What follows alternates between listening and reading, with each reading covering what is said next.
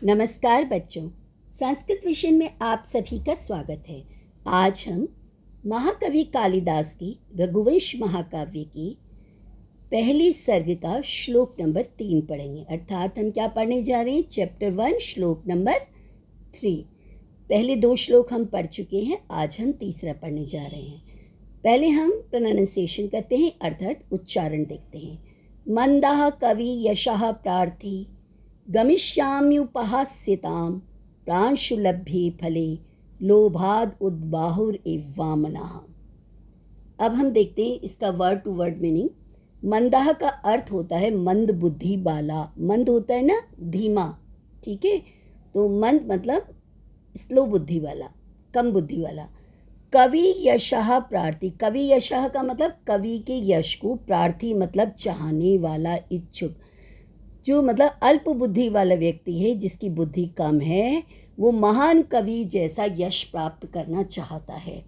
प्रांशु लभ्य, जो प्रांशु कहते हैं जो हाइट जिसकी ऊंची है, उस व्यक्ति के द्वारा प्राप्त करने योग्य। लभ्य मतलब प्राप्त करने योग्य।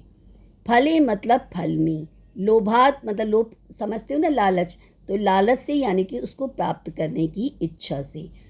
उद बाहु, उद का मतलब क्या होता है बच्चों? जो ऊपर की ओर। बाहु मतलब भुजा, यानी कि हाथ ऊपर को करना। जैसे कोई छोटा बच्चा होता है और चीज़ कहीं ऊपर रखे होते हैं, वो उचक उचक कर हाथ ऊपर कर करके उछलता है कि वो चीज़ मुझे मिल जाए। वामनः मतलब बौने पुरुष के। वामनः जो मतलब जिसकी हाइट बहुत छोटी होती है, जैसे सर्कस में बौने होते हैं ना, वैसे। इव मतलब समान। उपहास्यता मतलब उपहास की पात्रता को, यानी कि सब इस मजाक उड़ाएंगे। कमिष्यामी मतलब इस कंडीशन को प्राप्त हो जाऊंगा। अब हमने देख लिया वर्ड टू वर्ड मीनिंग। अब हम देखते हैं इसका मीनिंग क्या हुआ श्लोक का। मैं मंद बुद्धि हूँ, ये कौन कह रहे हैं? कालिदास। मंदः कवि यशः प्रार्थी, ये पहली लाइन थी ना।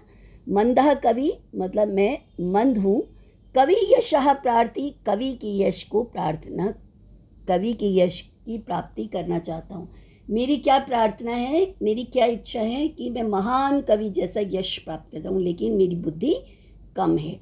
तो मैं मंदबुद्धि हूँ और कवि के यश को प्राप्त करने की इच्छुक हूँ।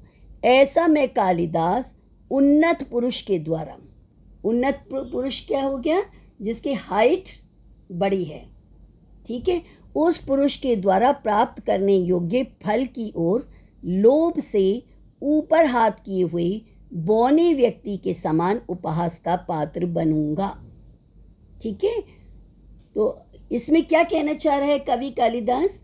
कालिदास कवि ये कहना चाह रहे हैं कि मैं रघुवंश नामक महाकाव्य को लिखने जा रहा हूँ, लेकिन मेरी पोजीशन कैसी होगी? एक तो मैं मंदबुद्धि का हूँ, और रघुवंश तो बहुत ही ऊंचा वंश है, उसका वर्णन करना बहुत मुश्किल है। अब इस समय मेरी कंडीशन ऐसी हो गई है जैसे कि किसी की हाइट बहुत छोटी हो, वो व्यक्ति जिसको हम, बहुत छोटी हाइट होती है उसको बौना कहते हैं ना बच्चों, तो बौना व्यक्ति जैसे बहुत ऊंचाई पर रखे हुए फल को प्राप्त करना चाहता है। बहुत बड़े पेड़ पर बहुत ऊंचाई पर कोई फ्रूट लगा हुआ है और कोई जिसकी हाइट अच्छी है, लंबी है, वो तो निकाल लेगा, लेकिन कोई बौना व्यक्ति कैसे करेगा? बार बार अपने दोनों हाथों को ऊपर की तरफ उठाएगा। तो ऐसे ही वो कहना चाह रहे हैं। अब मतलब क्या है इसमें? रघुवंश महाकाव्य की कथा वस्तु का महत्व बताया गया है। रघुवंश, जैसे कि मैंने बताया कि राजा राम जिनकी हम आराधना करते हैं, जिनकी प्रेयर करते हैं, जिनके नाम से एक मंदिर भी बना है अयोध्या में, तो राम को, लॉर्ड राम को आप जानते हो अच्छे से। उनके पूर्वज एक हुए रघु। रघु नाम से एक बहुत ग्रेट किंग हुए हैं राम के पूर्वजों में। तो राम से पहले जो राजा हुए, उन राजाओं में एक राजा थे रघु, और उनके नाम से ही उनकी फैमिली रघुवंश कहलाती है।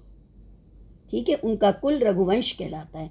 तो इतने महान राजा जहाँ पर आज दिलीप, रघु जैसे प्रसिद्ध राजा हुए हैं, तो रघुवंश महाकाव्य की कथा वस्तु का महत्व, इम्पोर्टेंस बताई गई है। यह रघुवंश कैसा है? सूर्य से उत्पन्न हुआ है। स्काई में आप सूरज भगवान देखते हो ना, तो ये सूर्य से उत्पन्न वंश है, यानी कि इनके एल्डर्स में सबसे पहले हुए थे सूर्य भगवान, फिर सूर्य भगवान के पुत्र हुए, वो राजा हुए, फिर उनके पुत्र हुए, फिर उनके पुत्र हुए, उनके पुत्र हुए, ऐसे ही एक रघु नाम से राजा हुए। ठीक है। सूर्य समस्त भुवनों को प्रकाशित करता है। सूर्य तो आप जानते ही हो, सूर्य की सनलाइट कितनी होती है ना, और सूर्य तो सभी को प्रकाशित करता है। अतः उनके वंश का महान होना स्वाभाविक ही है। एक तो सूर्य से उत्पन्न वंश है इतना बड़ा, दूसरा मैं कैसा हूँ उसके वर्णन करने को उत्सुक हूँ। बहुत ज़्यादा मेरे में एक्साइटमेंट हुई है कि मैं तो सूर्य वंश का वर्णन करूँगा, मैं तो रघुवंश का वर्णन करूँगा, राम के वंश का वर्णन करूँगा। लेकिन मेरी कंडीशन क्या है, मंदबुद्धि हूँ। तो मंदबुद्धि होकर भी काव्य निर्माण से प्राप्त होने वाले यश को पाने का इच्छुक हूँ। ऐसे में मेरी गति, मेरी कंडीशन कैसी होगी, उस बोने के समान है जो उन्नत पुरुष, उन्नत पुरुष किसको कहेंगे, वह पुरुष जिसकी हाइट बहुत ऊंची है, उन्नत पुरुष द्वारा प्राप्त करने योग्य ऊंचे पेड़ में लगे हुए फल को तोड़ने की इच्छा से हाथ ऊपर उठा रहा हूँ।